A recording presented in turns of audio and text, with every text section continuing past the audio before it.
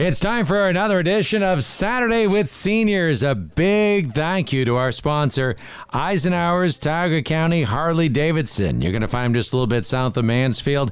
If you're looking for a bike, they'd love to talk with you. If you need some service work done on your bike, they'd love to talk with you. If you have a motorcycle that you want to sell, they'd love to talk with you. Eisenhower's South Mansfield, stop on by. And if you're looking for a gift also for someone, maybe Father's Day, they've got some great gift ideas there too for anybody who loves Harley-Davidson products. Eisenhower's, thank you for sponsoring Saturday with Seniors. Today I'm in Arnot visiting with Del Kirkendall. And how are you? Well, I'm here. I'm a little tired, but I'm here. Well, thank you so much for inviting me to come learn about your story. What year were you born? 1934. Wow, 1934. Yep. So the war, World War II was... Just getting started at 41 when I started. Do you remember when the war started? Yep, And the war... I do, yep. Wow, there aren't many people left that to talk with that can share those stories. No. So let me go back to, you were born, you said 1934, and where were you born? Martin, New York. Did you live there very long? No, Or? I lived there probably, well, I lost my mother, and we lived there and lost her 2 years. Then we moved to Mansfield and I worked on the farm. Your mom passed away when you were 2 years old? 2 years old, else. And did your dad remarry after that? Or? No, I never remarried. Wow. Did you have siblings? I had 3 sisters and a brother. Mm-hmm. And my oldest sister brought us, kind of took over the family and brought us around. So you came to Tioga County at just a few years old to a farm? Right after she died, we moved back to Mansfield on a farm, and Dad worked for that farmer for 12, 14 years before I got out of school, and then I went out Liberty and was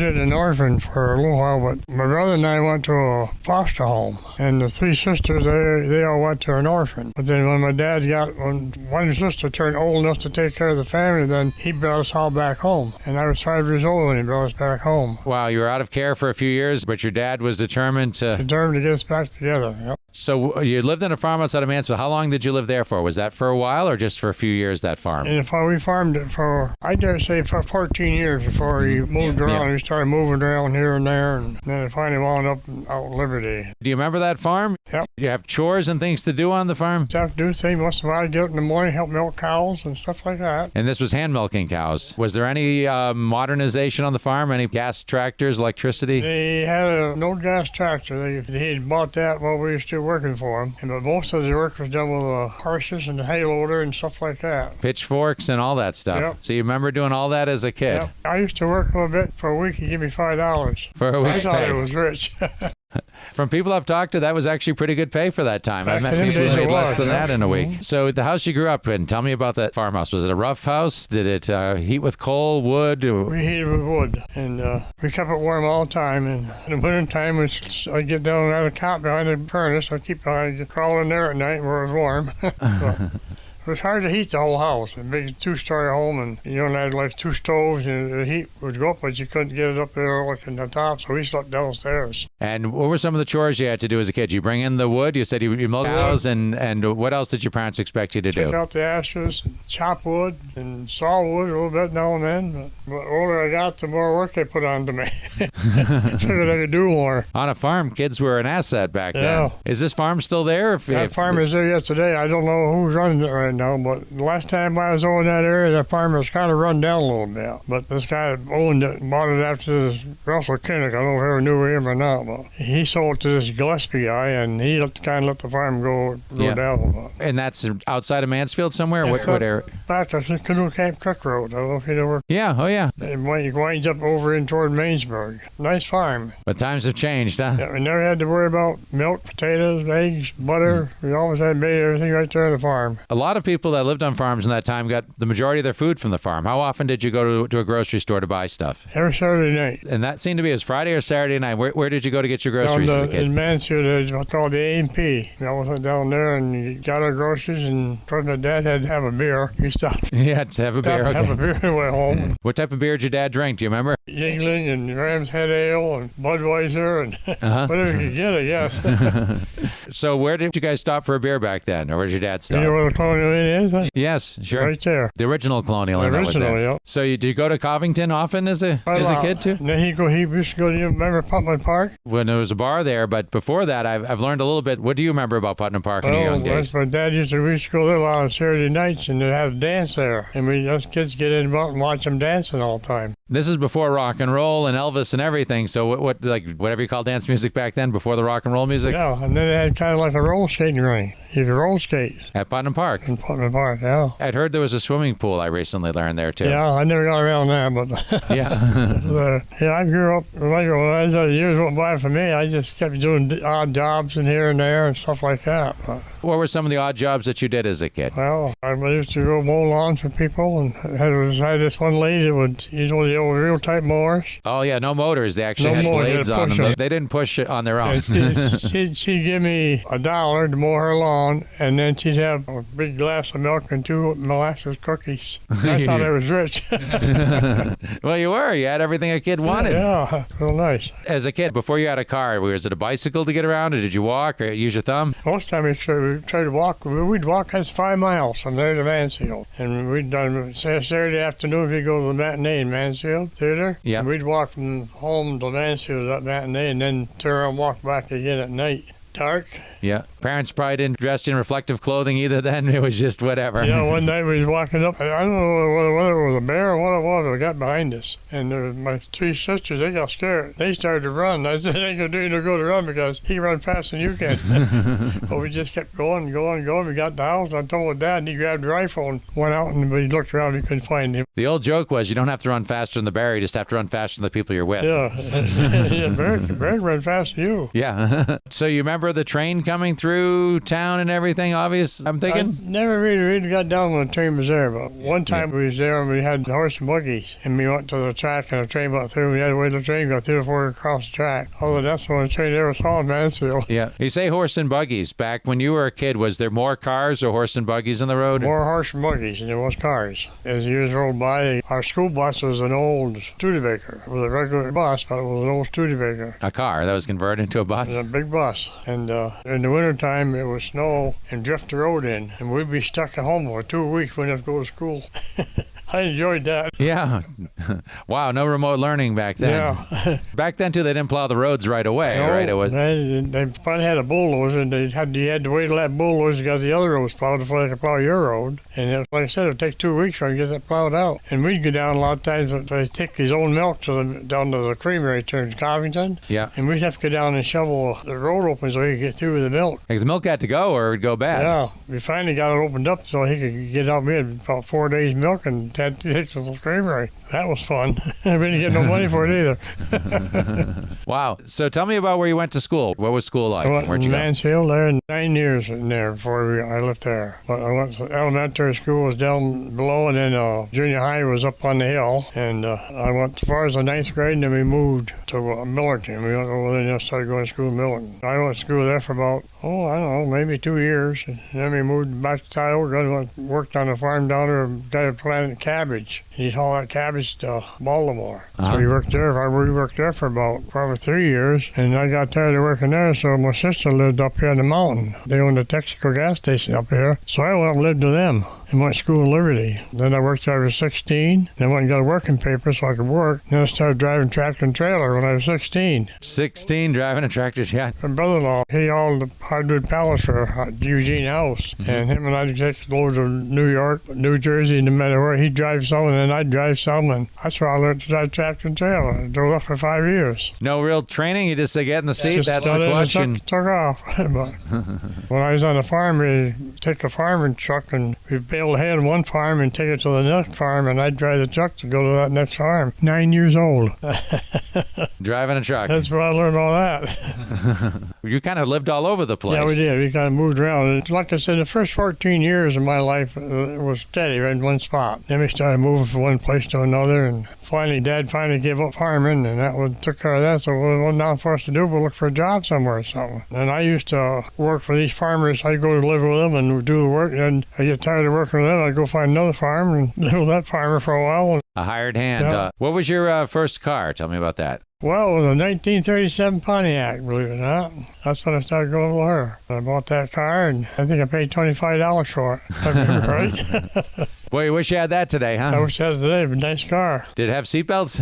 Yeah. I remember when I was a kid, we didn't have seatbelts in the back of the car. Yeah. I could have had any car I wanted because my brother-in-law, he kind of dealt in a lot of used cars and stuff like that. But he owned that gas station on the mountain. And When you say on the mountain, where was this gas station on the mountain? you know where the bridge goes across the road? Okay, On the top yep. of the mountain there, the highway there? When you go into Blossburg from Arnot, Yeah. that Route 15 You bridge. go to that bridge, well, hit that whole... Shane Nickerson Construction is in there. Everything right there was all under his name. He owned everything up there. Where the road goes back to Mountaintop Road again. Yep. Used to be a restaurant there and they had motels there. And I didn't realize there was that much there. It looks like an old stone gas station when you look at the building. It's really neat construction. But across the road now they got that gravel pit in over there. So I lived to him for probably 4 years anyway before I got out and met her. And by her, who are we talking about?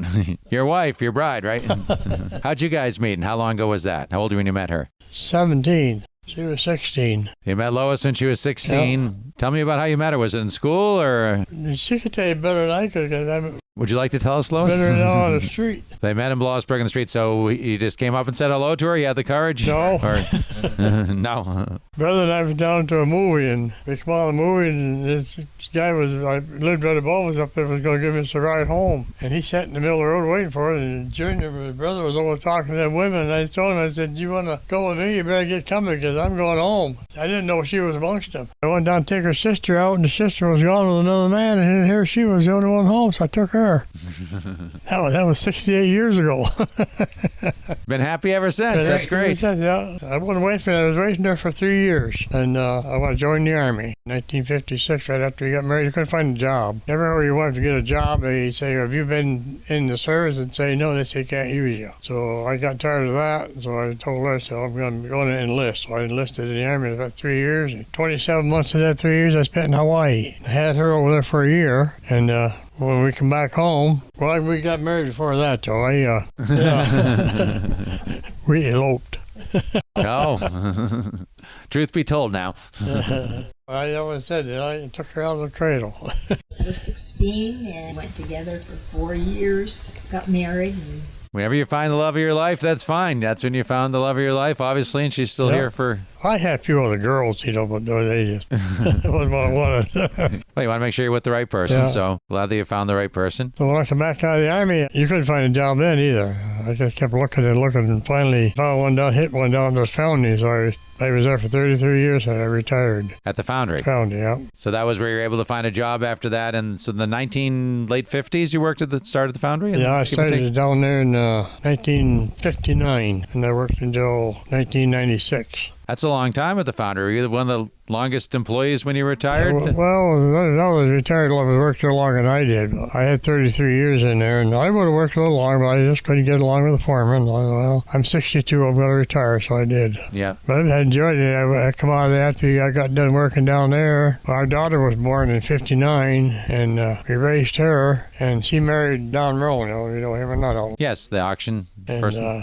He ran all them auctions, so when I retired, her and I went working for the auction with him and her. So when you retired, you went to work for him? So my daughter said, you're not going to be sitting around like an old couch potato. So we didn't. I enjoyed working in auctions. I like that. People are different everywhere you go, and somebody's always different where you are. But I have an enjoyable life. 2004, I had a heart attack, and I wound up in the hospital for 9 weeks. 6 weeks in intensive care is what Lois is saying, and 9 all that time in the hospital. And then they wound up putting an ileostomy on me. I had to do that. Now I'm paying for it. I can't do no work or nothing. Like my balance is gone. I can't do anything like that. Your wife is saying you're a good cook, though. Oh, yeah, I love to cook. I learned to cook in the Army. I cooked for 18 months in the Army with 385 men. So he always makes a big portion. That helped a lot. I'm good at doing dishes. I don't want her to know that. Okay. He's cupping his hand as he says that, not to tell anybody. So she didn't hear that. So were you ever involved with the coal mines in any way? So many people in Arnot, where you live now, were coal miners of your age at one time. I never worked in them, but I used to use stuff, what they call props. They put in the side of the walls, like, ever so far. The wooden posts that so hold it the up? wall don't cave in on them. Or you could hear it if it is because the board's in And splinter. we cut them props for Raymond Guy. He had a tipple down here right just as you come in the Arnot Road there. And we did that for about a year. And we got tired of cutting that, so everything started getting a little higher. You couldn't, your gas was going up. You get a power saw, and you buy a new one, you couldn't afford to buy one. And so we gave it up. Little did you know how much it was going to cost further down the road. Yeah. Well, like when her and I got married, gas was 25 cents a gallon. You could put $1 worth of gas and drive around all night. And did you do that? People, it seemed like in the 50s and 60s to just go for a ride for the sake of enjoying the ride. That was something. We take a lot of time to get down there. There used to be a gas station outside of town there, going toward Covington there. We used to get down there and buy hot dogs and rolls and ketchup and mustard and go up to Fallbrook and build a fire and have a hot dog roast. The good old days are gone. Yeah. So what was it like up in Fallbrook back in those days? Was it grown in like it is now? Was there still any activity? It's kind of like it is right now. I mean, I don't ever remember then. seeing anything other than just a few park benches around here and there. Yeah. Other than doing any activity, I never really got into any of that, so I never seen any up there. So. Do you remember your first TV?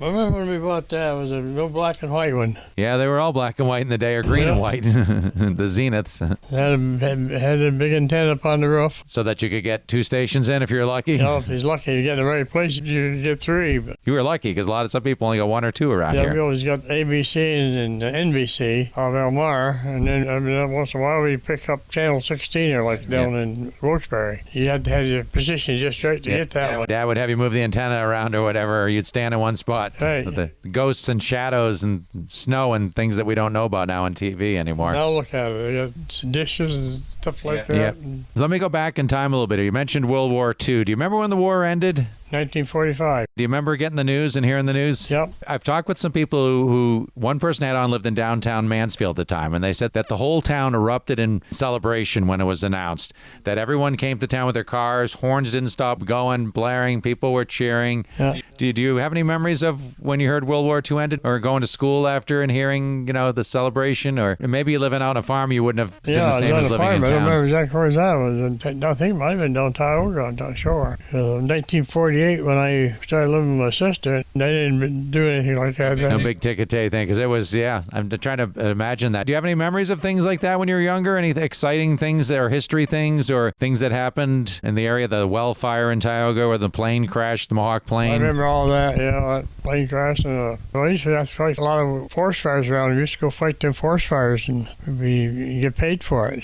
I had been quite a few of them every now and then. Somebody throw a cigarette out, and the wind would catch it and away it'd go. Yeah. So how long have you been in Arnot? 64 years. How has town changed since you've come here? Well, when we first come here, it wasn't too bad, but now you got to fight to make a living. Everything is sky high, and of course, my pension ain't that good either. And that hasn't doubled probably in the last couple of years as everything else has. I think everything else goes up, and the money, your pension stays where it's at. You don't get any more. Government gets more. No. Taxes.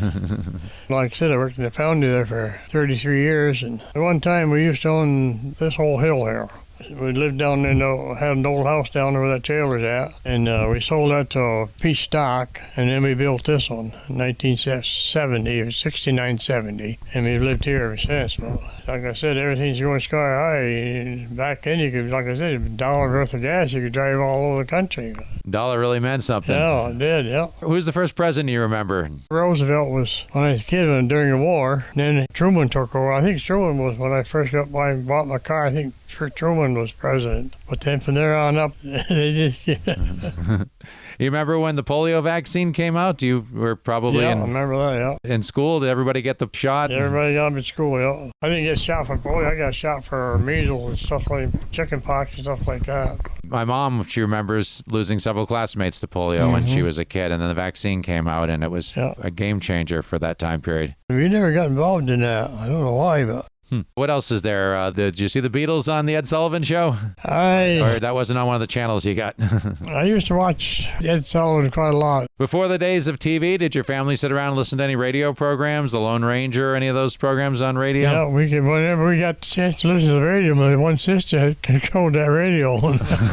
She listened to soap operas on the radio, and she'd listen to all of them. Before they were on TV, all the soap operas, just about all of them started on radio, and a lot of the TV shows were all converted. Yeah. I remember one time she was listening to that radio and she wouldn't help somebody in the house, and Dad came home from work and my sister said, she ain't helping us at all. And he went on and he took that radio and he took it outside and smashed it right on the ground. Wow. We didn't have a radio for a long time. Radios weren't little disposable plastic things back then. They were a piece of furniture that were more than a week's paycheck to buy. Yeah. You brought them to the radio repairman. Remember replacing tubes on TVs and radios back in the day? The tube checkers. Yeah. Remember Carol Burnett show and all of them used to be on there, and I used to like to watch the Beverly Hillbillies and all of them, and I also used to, nowadays, that's many stations now you don't always want to watch. Yeah, a little overwhelming. Yeah, I tell you. A little less simple time. But times are hard back then. If you didn't have a job, and like my dad was stubborn, he said, I'll never go on welfare. He said, I'm not that type of man. He said, if we got to work with the chickens, he said, we'll do it. People now, I think, take for granted that there are people hiring everywhere, whenever, because if you lost your job, that was a serious problem back then. Yeah, it was. Yep. You couldn't find a job either. You just get one you got because you couldn't go somewhere and get another one because there wasn't none there for you. Nowadays, there's more people on unemployment getting paid to stay on unemployment than there is working. It certainly has changed. Well, I don't know who to blame. You got to blame somebody, but I don't know who. That's the problem. There's not one Not just person. one. Over time, it's been, Where do you think the world's going to be 50 years from now? Oh, well, I tell you, if there's a world left, Yeah. the way they're going, there may not be a world left. Just look how Russia's doing in Ukraine over there. It's a fragile world. Scary world. I agree. As I said, I may live another 2 years or 3 years, 4 years. I may die tomorrow. Who knows? I've lived a good life. I've had a wonderful life with her for 68 years. And Lois, anything you'd like to say? You're welcome to grab the microphone if you'd like. she don't mind telling me what I can do and what I can't do. So what is the secret to a good long marriage? I'll ask you that in closing remarks here before we leave. What's the secret to keeping you guys happy for so long together, you and Lois? I know, just love, I guess. Let's give Lois the microphone. Let her answer that. Just keeping God in our life. That has kept you together? That is what has kept us together. You two I mean, attend we've had church? disagreements, but you get the disagreement and it's over with. You can't hang on to it. We've been in church I have my whole life, and after we got together, then he got interested in it, and that's what keeps us going. What church do you attend? It was the Arnot Presbyterian when I started. It's now the Arnot Community, and it's really gotten built up. We'll give your church a little mention then, because they've changed your whole life, given you a positive outlook and helped to keep you guys together. Anything else you'd like to say before we wrap up? How long have you known Marcia Rusk? I've known Marcia on and off from Mansfield 4th of July events for I don't know how many years, quite a few. She's quite a girl. She's wonderful, and I told her we were short a few guests on Saturday with seniors, and she rounded me up 3 of them within 48 hours, including you. I didn't work exactly with her, but she worked in a found the same time I did there. We crossed paths quite a lot down there to work, and she got along good. We got along good. Now I see her Friday night at the club. Yeah, she's a real nice person. I work with her now in the Mansfield 4th of July event this year. She's shown up to get involved again, so she's always willing to help a hand, and it's those people that make a big difference in this world. Yeah, she surprised me. She said, "Brother Wendell down in the car." I said, "I don't know about this." You did a great job. Thank you for sharing your story, and even your wife learned some things that she hadn't heard in a long time or to remember. You've been listening to Saturday with Seniors, brought to you by Eisenhower's Tioga County Harley-Davidson, South Mansfield. Whether you want to add some performance to your bike, you need some basic work done, an inspection done on your Harley-Davidson, or an inspection on any brand motorcycle, they do all that and more. Eisenhower's Tioga County Harley-Davidson, thank you for sponsoring another edition of Saturday.